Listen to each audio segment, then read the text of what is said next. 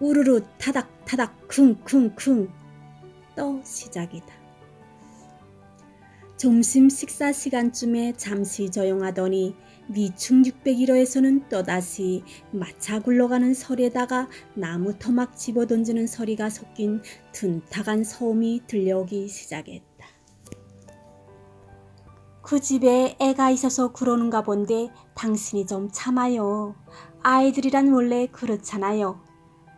며칠 전 견디다 못한 내가 당장 위층으로 달려가 무슨 사다리라도 낼 듯한 기세로 자리에서 벌떡 일어섰을 때 아내는 그렇게 말하며 현관문을 막아섰다. 도대체 윗집에서는 무슨 일이 무시로 벌어지고 있기에 한 번 시끄러운 소리가 나기 시작하면 그렇게 살림 때려 부수는 소리 비슷한 둔탁한 소음이 최소한 1시간은 줄곧 들려오는 곳인가. 달포전 이곳으로 이사온 다음 처음 며칠은 요즘 hun에 빠진 아파트 구조 변경 공사를 하나보다 하고 그럭그럭 견뎠다. 그런데 하루에도 서너 번씩 계속되는 소음굿은 요르리 가도 한 달이 지나도 그치지 않았다. 말은 안 했지만 무슨 공사를 저렇게 오래 하는지 모르겠다 하면서 속으로 꿍꿍댈 뿐 정작 어찌 해보지는 못해온 터였다. 집합 건물에 갓 이사온 이쪽에서 소음 때문에 쪼르르 달려가 이웃지간에 자칫 감정을 상할 빌미를 만드는 것은 결코 온당한 짓이 못되리라는 생각도 발길을 가로막았다. 만 한 달가량인가 지났을 때 정말 공사를 하고 있는 곳인지 그렇다면 도대체 무슨 공사를 하기에 그렇게 오래 뚝딱대고 있는지 알아볼 겸 위층으로 올라간 적이 있다. 그런데 좀 전까지만 해도 그렇게 시끄럽던 그 집은 내가 슬리퍼를 끌고 계단으로 올라가는 짧은 시간 동안 갑자기 조용해져 있었다. 현관문 앞에서 길을 쫑긋 세우고 한참을 있어도 601호 그 집에서는 쥐 발걸음 소리조차 들리지 않았다. 나는 차마 문을 두드리거나 초인종을 눌러보지도 못한 채 우두커니 그렇게 좀 더 서 있다가 그냥 내려오고 말았다. 세상사 대개가 오래 겪다 보면 이골이 나서 그냥 견딜만도 한 법인데 느닷없이 들려오기 시작하면 대략 1시간은 참아야 하는 이 집만큼은 웬일인지 그렇지가 않았다. 어쩌다가 잠을 제대로 못 잔 아침나절에 우당탕거리기 시작하면 신경이 바늘끝처럼 날카로워져서 소음을 말없이 뱉어내기란 여간 어려운 일이 아니었다. 당신 아무래도 요즘 신경이 예민해져서 더한가 봐요. 윗집이 좀 심한 경우이기는 해도 아파트에 살면 어쩔 수 없이 적응해야 할 문제라고 치고 넘겨보세요. 건강을 위해서라도 스스로 좀 무디게 굴어봐요. 그젯밤 잠자리에 들 무렵 한바탕 우레소리가 나는 통에 짜증과 부하를 견디지 못해 씩씩거리는 내게 아내는 그렇게 다독거렸다. 사실 아내의 말도 어느 정도 일리가 있긴 했다. 딸 운미가 어렸을 적 5층짜리 아파트 3층에 살면서 2층 비쩍 마른 남자가 곤뜨다면 올라와 시끄럽다고 삿대질 섰고 항의를 하는 꼴을 당한 적이 있었다. 이보세요. 도대체 왜 그렇게 시끄러운가요? 미국이나 일본 같으면 아파트에 사는 사람들이 이웃집에 피해를 주지 않기 위해서 계단에서 신발마저 벗어들고 오르내린답니다. 그렇게는 못할 망정 집안에서 발걸음이라도 거쳐 소음을 줄이셔야 하는 거 아닙니까? 비쩍 마른 남자는 어디서 주워들은 이상한 이야기까지 살붙어가며 따져 들이대곤 했다. 한참 나중에서야 그 남자의 아내가 심한 신경쇠약증 환자여서 아주 작은 소음도 못 견딜 정도로 힘들어한다는 사실을 알게 되어 가능하면 이해하고 넘어가자 하며 살아내긴 했다.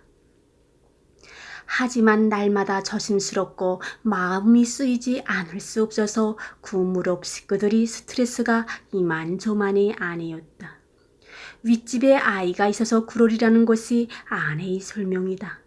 그렇다면 아이는 도대체 무엇을 가지고 그렇게 우당탕거리는 것이며 그런 아이를 그냥 놔두는 부모는 또 어떤 사람들인가? 또 아무리 귀한 자식이라도 그렇게 키워서야 되겠는가? 걱정 아닌 걱정이 슬며시 들기도 한다.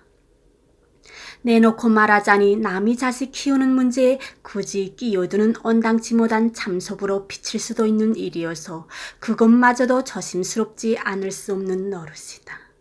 오늘따라 위층이 소음은 가관도 아니다. 마차 굴러가는 소리에다가 탁탁거리는 소리가 더욱 고세다. 나는 하는 수 없이 아내의 경대의 서랍에서 귀마개를 꺼냈다. 하지만 그걸로 귀를 막아볼까 멈칫멈칫 망설이다가 결국 그만두었다.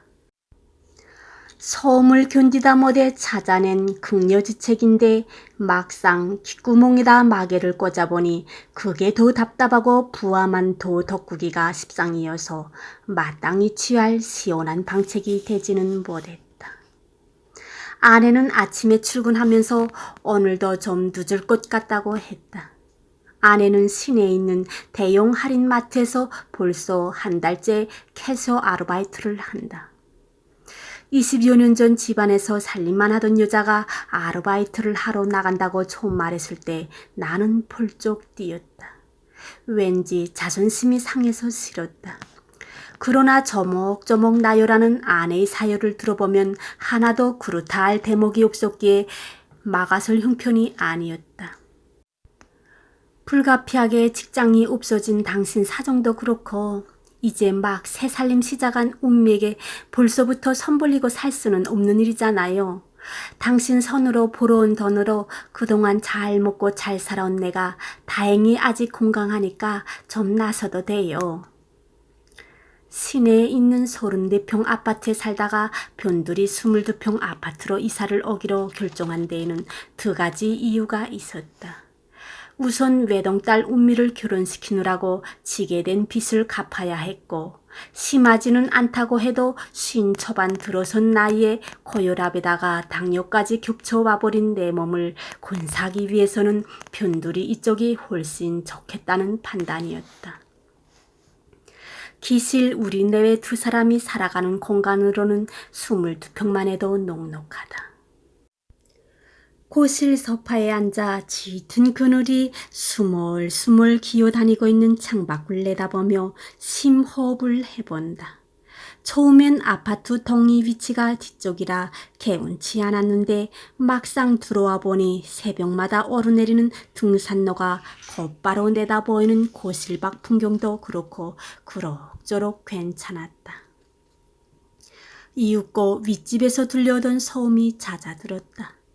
소음 속에 파묻혀 한동안 그러다 보면 갑자기 조용해진 것이 오히려 이상스럽게 느껴질 때가 있다.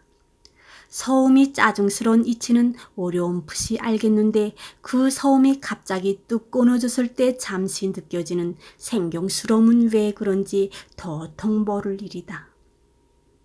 전화벨이 울린다. 아내인가 아니면 딸아이인가? 여보세요. 나 창우야. 고등학교 동기다. 직장 동료이기도 했었다. 아, 창우로구나. 그런데 너 동남아 여행 간다고 하지 않았어? 갔다 왔지. 오늘 새벽에 도착해서 한나절 피곤해져로 비일불거리다가 이제야 정신이 나서 전화했다. 그래? 여행은 좋았어? 그럭저럭. 그런데 너 내일 점심 어때? 내일 점심? 아직은 별일이 없는데 왜? 선물이라도 사왔냐? 그런 게 아니고 너 좀 만나야겠다. 사실은 나 필리핀에서 윤경식이 만났다. 윤 사장을 필리핀에서? 그 사람 왜 거기 갔대? 거기서 살고 있더라고. 그 얘기 좀 하려고 그러는 거야. 좌우지간 만나서 얘기하자. 내일 낮에 너희 집 근처로 갈게. 거기 아파트 앞 사거리 머퉁이 건물 2층에 있는 레스토랑 있지? 전번에 만났던 곳 이름이 뭐더라? 아네모네. 그래, 아네모네. 거기에서 만나자. 알았어. 내일 보자. 그래. 전화를 끊고 나니 내리 안쪽 어디쯤에 한동안 숨겨져 있던 윤경식이라는 이름 속자가 오랜만에 다시 살아나 꿈틀거렸다. 평생을 내 상전으로 살 것 같았던 그가 앞에서 무릎을 꿇고 살려달라고 빌던 모습이 문득 떠올랐다. 윤 사장이 필리핀에서 산다고? 그 사람은 언제 왜 거기로 간 걸까? 더 나빠지시는 않으셨네요. 당뇨도 괜찮으세요. 일단 공복혈당 장애 수준에서 더 이상 진전되지 않고 현상이 유지되고 있어요. 몸이 작고 가냘프게 생긴 요 의사는 얼굴에 비해 너무 크다 싶은 고문 뿔테 안경 속에서 날카로운 눈을 자주 깜빡이며 말했다. 여머저머 뜯어보면 아주 못생긴 얼굴은 아니지만 우선 그녀의 허린 몸피나 창백한 얼굴 등으로 인해 진찰받으러 올 적마다 그녀가 오히려 환자 같다는 생각이 들곤 한다. 식이요법은 잘하고 계시죠? 저염식 원칙 잘 지키시는 거죠? 잘 지키고 있습니다. 운동도 꾸준히 하시고요. 네, 매일 아침 뒷산을 오르고 있습니다. 잘하고 계셔서 좋습니다. 그런데 또 하나 중요한 것은 편안한 마음을 가지시는 일입니다. 가능하면 스트레스를 받지 말아야 돼요. 그쯤에서 윗집에서 나는 괴이한 소음 이야기를 털어놓아 볼까 하는 생각이 잠시 스쳤으나 그래봤자 다른 몇 책이 나올 것 같지도 않고 해서 이내 마음을 접었다. 알겠습니다. 노력하지요. 의사는 그제서야 얼굴에 살짝 미소를 띄었다. 우리 환자분께서는 비교적 중세도 심하지 않고 관리도 잘하고 계셔서 참 좋습니다. 하지만 아시다시피 고혈압이나 당뇨는 완치가 쉽지 않아서 철저한 관리가 가장 중요해요. 절대로 방심하지 마세요. 아셨죠? 그녀의 마지막 당부는 마치 녹음기를 틀어놓은 듯 본본이 똑같다. 나는 대답 대신 고개를 끄덕여 주었다. 이쪽으로 이사온 이후 나는 병원을 아파트 입구에 있는 가정의학과 전문이라는 작은 병원으로 옮겼다. 비교적 내 병증이 아직은 중증이 아니어서 가까운 동네 병원에서 관리를 해도 될 것 같다는 종합병원 의사의 허락도 있었다. 병원에서 받은 처방전으로 약국에 들러 약을 사고 나니 새삼 하늘이 맑고 바람도 적당히 선선하다. 계절만큼 오김없는 게 또 있을까?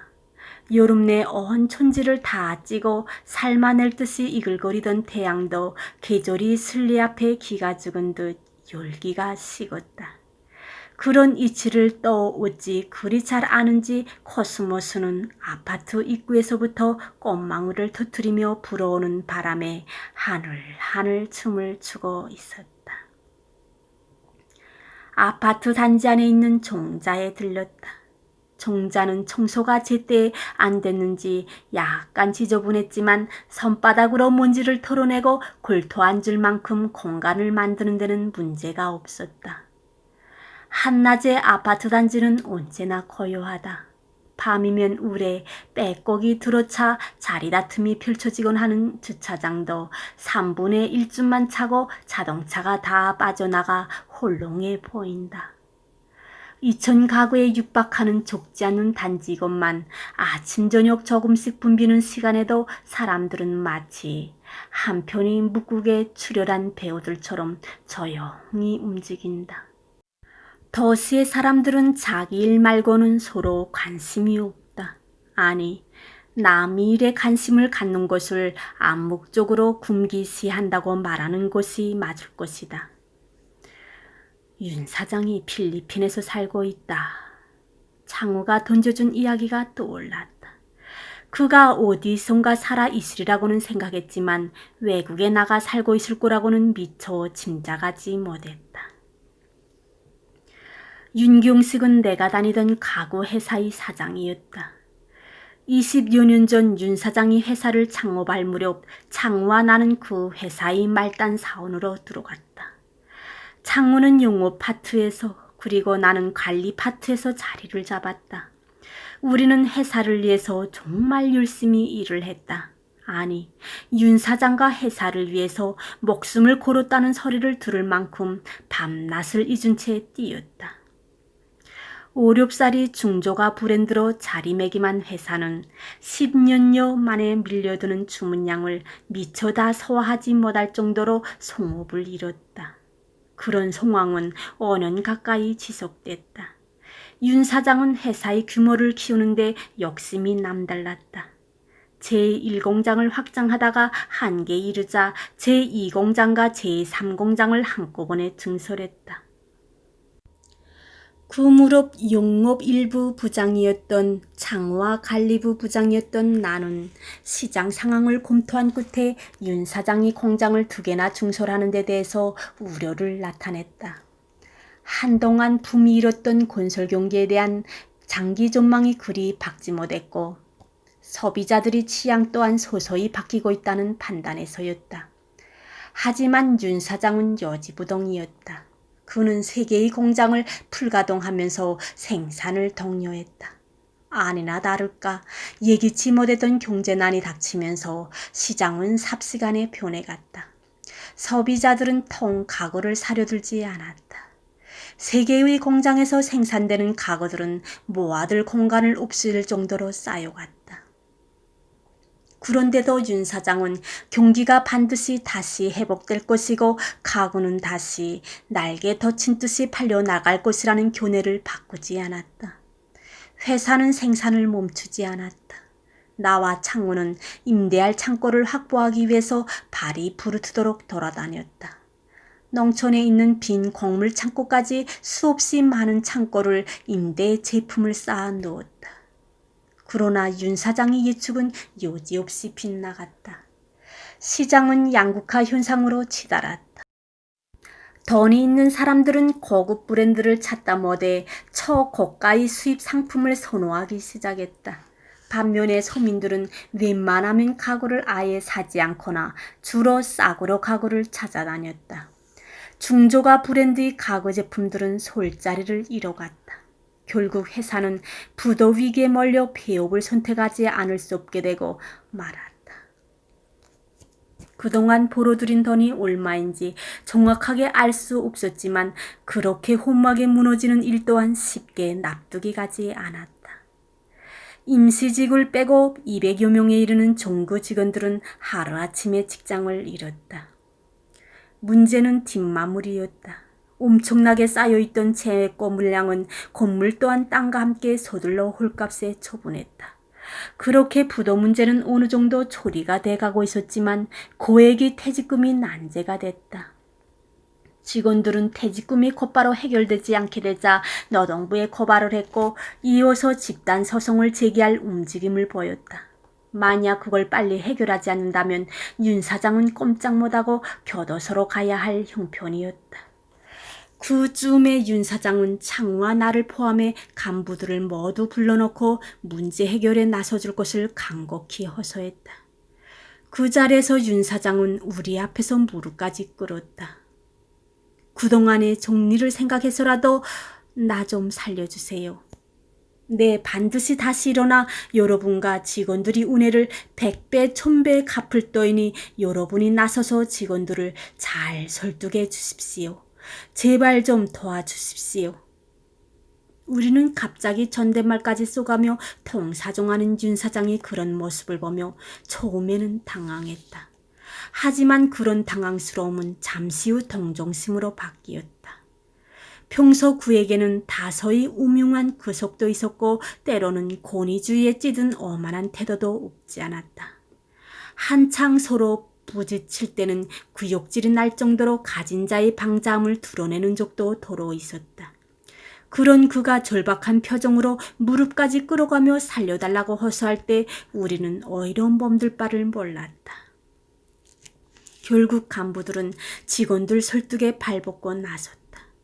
윤 사장이 처지를 딱하게 여기고 도와주자는 주장도 했지만 반드시 다시 일어나 운해를 배꼽 천곱으로 갚겠다는 그의 온약을 앞세워 사정을 설명했다. 특히 이제 아무것도 없이 빈털터리가 된 그를 몰아붙여봤자 우리 손에 들어올 게 아무것도 없는 판에 사람을 감방에 집어넣는다고 달라질 게 뭐 있느냐. 일단 사람을 아주 죽게 만들지는 말아야 나중에라도 못 받은 돈을 받을 기회가 살아남는 게 아니냐는 현실론이 사람들에게 먹혀들었다. 몇 날 며칠이고 찾아다니며 거듭거듭 오기 시도록 설득한 끝에 직원들은 조금씩 마음을 움직였다. 결국 우리는 끝내 동의를 하지 않은 극히 일부를 뺀 거의 모든 직원들이 취와 서류를 관계기관에 제출했고 윤 사장은 우여곡절 끝에 사법 처리를 면했다. 사태가 정리된 뒤 심신이 엉망이 된 윤 사장은 휴양을 위해서 어디로 잠시 떠난다고 했다. 그는 떠나기 전날 자기가 묵고 있던 호텔로 회사 간부들을 불러 또다시 존댓말로 말했다. 여러분이 아니었으면 모든 게 꿀짝 날 뻔했습니다. 정말 고맙습니다. 이제 제가 건강도 회복하고 심기일전하기 위해서 당분간 좀 떠나 있을 겁니다. 반드시 돌아와서 두 분이 은혜를 갚고 양보해준 직원들이 노고에도 보답을 하겠습니다. 그것이 마지막이었다. 그는 그 다음날 용기처럼 사라졌고 다시는 나타나지 않았다. 어쩌다가 수소문을 해봐도 종족을 찾기가 어려웠다. 벌써 3년하고도 몇 달이 더 흘러간 예들이었다. 그렇게 사라진 그를 창우가 필리핀에서 만나다니. 참으로 궁금한 노릇이다. 쓰러진 가구 회사를 반드시 일으켜 세우겠다던 그는 무슨 일로 필리핀까지 가서 눌러앉은 것일까? 그는 또 필리핀에서 어떻게 살아가고 있는가? 삘리리리리 휴대폰 울리는 소리가 종자에 앉아 깊은 생각 속에 빠져있던 내 사유의 하염없는 종족을 깼다. 나는 점포 주머니 속에 들어있던 전화기를 꺼냈다. 알지 못하는 휴대폰 번호가 또 있다. 누구인가? 여보세요? 이보세요 아저씨. 웬 여자의 목소리였는데 첫마디에서부터 흥분이 잔뜩 깃들어 있었다. 녹록 잡아 30대 중반은 높은 것 같았다. 왜 그러시죠? 아주머니 어디? 아니 아저씨 부인 지금 어디 계세요? 집사람이 알고 지내는 사람인가? 그런데 왜 딱딱거리는 목소리로 아내가 어디에 있는지부터 냅다 묻는 것인가? 지금 일하러 가고 없는데 어디시죠? 언제 돌아온다고 했나요? 오늘도 좀 늦는다고 했는데 대체 거기 어디세요? 그러자 저쪽에서는 무엇 때문에 그렇게 요를 내고 있는지 거친 숨소리마저 들려오기 시작했다. 잠시 어색한 종족이 흘렀다. 그러더니 갑자기 새된 목소리가 수화기를 뚫고 솟아올라 기총을 찔렀다. 야, 이 양반아! 마누라 단속 좀 잘하셔! 나는 우선 이게 무슨 썰인가 깜짝 놀랐다. 어이가 없는 노릇이었다. 도대체 무슨 이야기요? 어디다 전하고 오신 거요? 당신 마누라가 지금 내 남편을 꺼셔가지고 놀아나고 있단 말이야. 이건 또 무슨 뜬금없는 소리인가? 도대체 이 여자는 누구인가? 아니 여보세요. 도대체 무슨 말을 하는지 알 수가 없는데 뭐가 어찌 됐다는 거요? 이 양반이 말귀를 영 못 알아듣네. 아저씨, 부인이 멀쩡한 내 남편을 꺼두겨서 벌써 한 달째나 놀아나고 있다니까. 이거 뭉청한 사람 아니야? 그러니까 마누라가 외간 남자 바람을 피고 있는데도 태평이지. 아니 이것 봐요. 차근차근 이야기를 해야지 막무가내로 그렇게 하면 무슨 말인지 더통 알아먹을 수가 있나? 당신 도대체 누구요? 이야 참, 이거 완전히 등신 아니여? 끊어. 이런 모조리 같은 작자고 말 속는 데가 잘못이지. 그러더니 그 여자는 진짜로 전화를 싹둑 끊어버렸다. 잘못 걸려온 것 치고는 참으로 고약한 전화였다. 잠시 몽하니 앉아있던 나는 뒤늦게 머리끝까지 치밀어 오르는 우라를 느꼈다. 걸려온 전화번호로 전화를 대걸었다. 하지만 저쪽에서 전화를 받지 않았다. 잠시 뒤에 전화를 다시 걸었다. 이번에는 통화 중이었다. 그리고 또 얼마 뒤에 전화를 다시 걸었다. 전화를 받지 않았다. 가슴 속에서 허탈한 기운이 한 자락 솟아올라 야릇한 침울 속으로 나를 끌고 들어갔다. 나는 아파트 단지 내의 정자에서 그렇게 한동안 기가 막힌 모습으로 망연히 앉아 있었다.